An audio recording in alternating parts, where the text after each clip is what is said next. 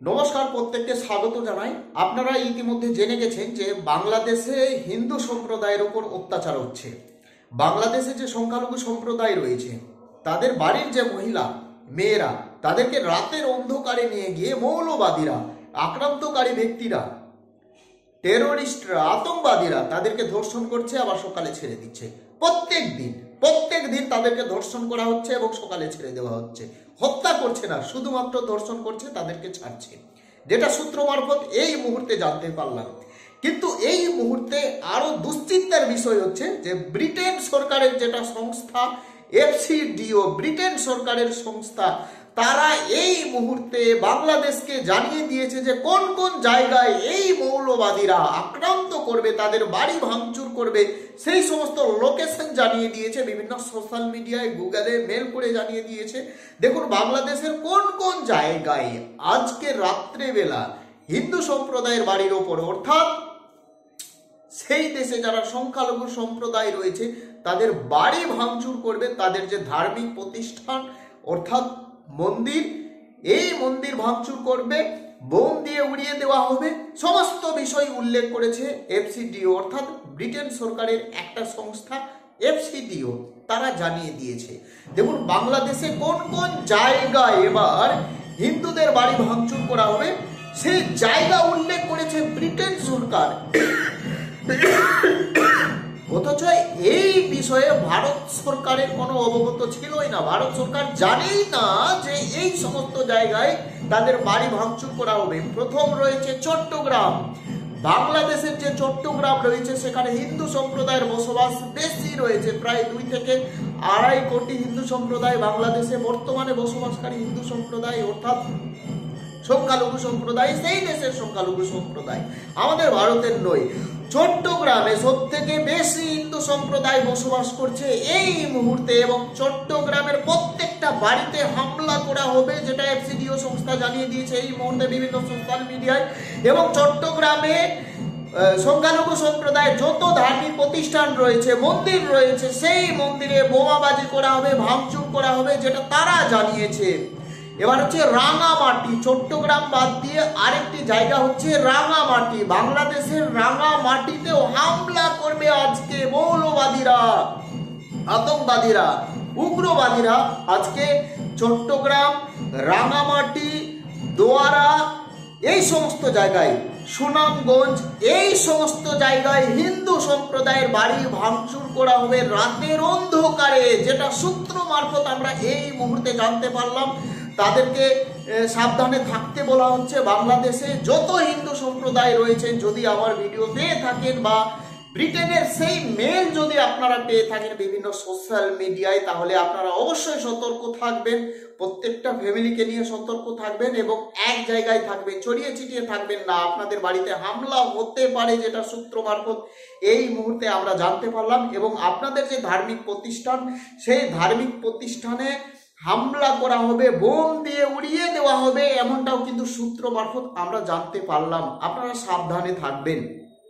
দেখুন বাংলাদেশে ভায়োলেন্স হচ্ছে, যেটা ব্রিটেন সরকার জানিয়ে দিচ্ছে যে বাংলাদেশে ভায়োলেন্স হচ্ছে, হিংসা হচ্ছে। চট্টগ্রাম, রাঙামাটি, দোয়ারা, সুনামগঞ্জ, এই সমস্ত জায়গায় যাতে হিন্দু সম্প্রদায় না থাকে সেই সতর্ক বার্তা জানিয়ে দেওয়া হয়েছে। তারা সেফটি হিসেবে তাদেরকে সুরক্ষিত থাকতে বলা হচ্ছে, একত্রিত হয়ে থাকতে বলা হচ্ছে।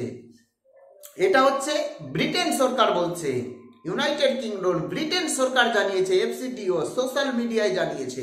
দেখুন বাংলাদেশের প্রত্যেকটা সংখ্যালঘু সম্প্রদায় অর্থাৎ হিন্দু সম্প্রদায়ের সাধারণ মানুষরা আশা করেছে যে ভারত সরকার অর্থাৎ মোদিজি, নরেন্দ্র মোদি, অমিত শাহ তাদেরকে বাঁচিয়ে নেবে। আপনাদেরকে বাঁচাতে পারবে না। শুনতে খারাপ লাগছে আপনাদের, বলতে খারাপ লাগছে আমাদের, আপনাদেরকে বাঁচাতে পারবে না ভারত সরকার। যদি আপনাদেরকে বাঁচায় তাহলে আমেরিকা বাঁচাতে পারে, যদি আপনাদের বাঁচায় তাহলে মমতা ব্যানার্জি সরকার অর্থাৎ রাজ্যের মুখ্যমন্ত্রী বাঁচাতে পারবে। যদি আপনাদের বাঁচায়, আপনাদের পাশে যদি দাঁড়ায়, তাহলে ভারতীয় মুসলিমরাই আপনাদেরকে বাঁচাতে পারবে। আজকে দিল্লির যে জামা মসজিদের ধর্মগুরু যারা রয়েছে, দিল্লির জামা মসজিদের যারা ধর্মগুরু রয়েছে তারা ইউনিশ সরকারকে হুঁশিয়ার করে দিয়েছে যে সাবধান সাবধান, আপনারা বাংলাদেশের সংখ্যালঘু সম্প্রদায়ের উপর অত্যাচার হচ্ছে, সেই অত্যাচার বন্ধ করুন, না হলে আপনাদের কপালে বিপদ রয়েছে।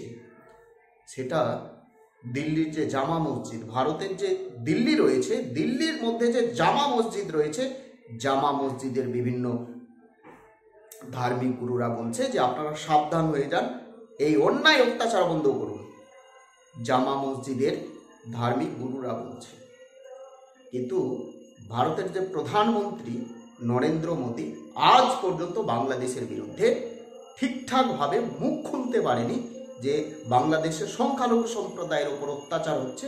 ঠিকঠাকভাবে মুখ খুলতে পারছে না বা পারেনি বা ইচ্ছাকৃতভাবে বলছে না। এবং তাদের উপর যে অত্যাচার হচ্ছে তার বিরুদ্ধে কি ব্যবস্থা নেওয়া হয়েছে সেটাও বলছে না, বা তার বিরুদ্ধে কি ব্যবস্থা নিতে চলেছে ভারত সরকার সেটাও বলছে না। সেভেন সিস্টার যেটা রয়েছে, অর্থাৎ বাংলাদেশের আশেপাশে ভারতীয় যত অঙ্গরাজ্য রয়েছে, যেমন আসাম, পশ্চিমবঙ্গ, ত্রিপুরা, মেঘালয়, এই সমস্ত যে সেভেন সিস্টার দেশ রয়েছে, অর্থাৎ বাংলাদেশের আশেপাশে, বাংলাদেশের বর্ডারের আশেপাশে যত রাজ্য রয়েছে, সেই সমস্ত রাজ্যের মুখ্যমন্ত্রীরা বলছে যে আমরা ভারতে বাংলাদেশিদের ঢুকতে দেব না,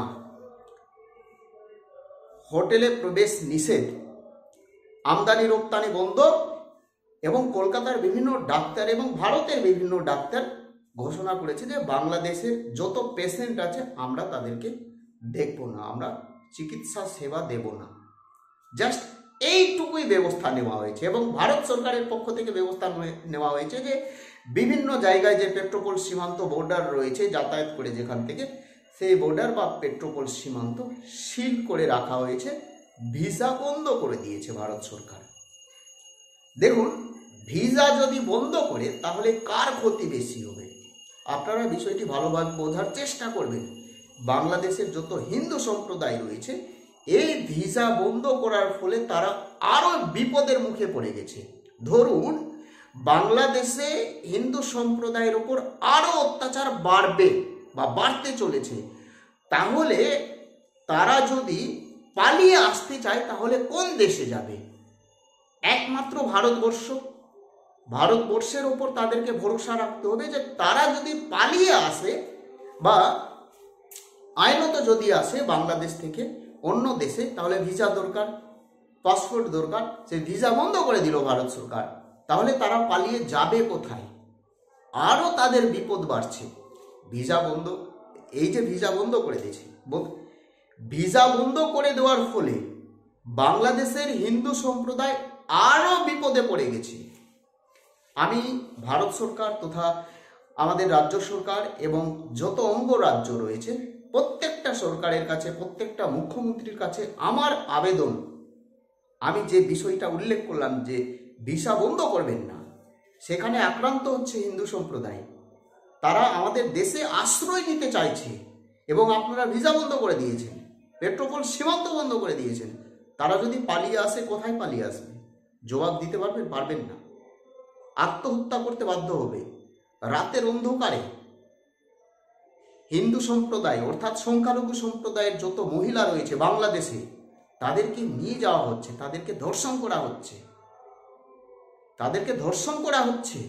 এটা হচ্ছে আসল খবর। ভারতের যত মিডিয়া রয়েছে, সোশ্যাল মিডিয়া রয়েছে, বাংলাদেশে নিষিদ্ধ ঘোষণা করা হয়েছে। ভাবতে পারছেন কি অত্যাচার চলছে বাংলাদেশে? কিছু বলার থাকলে কমেন্ট করে জানাবেন তো। ভালো থাকবেন, সুস্থ থাকবেন। আজকে বলবো না যে আমার চ্যানেলটিকে সাবস্ক্রাইব করুন, এই সমস্ত বিষয় বলবো না। জাস্ট ভারত সরকারকে একটাই বার্তা দিতে চাইছি, আপনি ভিসা বন্ধ করবেন না। বিষয়টি ভালোভাবে বোঝার চেষ্টা করুন। আপনি ভিসা বন্ধ করবেন না। হ্যাঁ, যদি বন্ধ করার ইচ্ছা থাকে তাহলে শর্ত সাপেক্ষে বন্ধ করবেন। কি শর্ত? শর্ত এটাই থাকবে যে বাংলাদেশে যারা অত্যাচারিত হচ্ছে, অর্থাৎ যারা সংখ্যালঘু সম্প্রদায়, হিন্দু সম্প্রদায়, তারা শুধুমাত্র ভারতে আসতে পারবে, আদার্স অন্য কোনো সম্প্রদায় ভারতে আসতে পারবে না। এটা শর্ত রেখে যদি ভিসা বন্ধ করেন তাহলে ঠিকঠাক আছে। আর যদি বলেন যে পুরোপুরি ভিসা বন্ধ, তাহলে হিন্দুদের বিপদ আরও বাড়তে চলেছে বাংলাদেশে। তারা কোথায় পালিয়ে যাবে? তাদের তো আর জায়গা নেই, আত্মহত্যা ছাড়া তাদের জায়গা নেই। কমেন্ট করে জানাবেন কিছু বলার থাকলে। জয় হিন্দ, বন্দে মাতরম।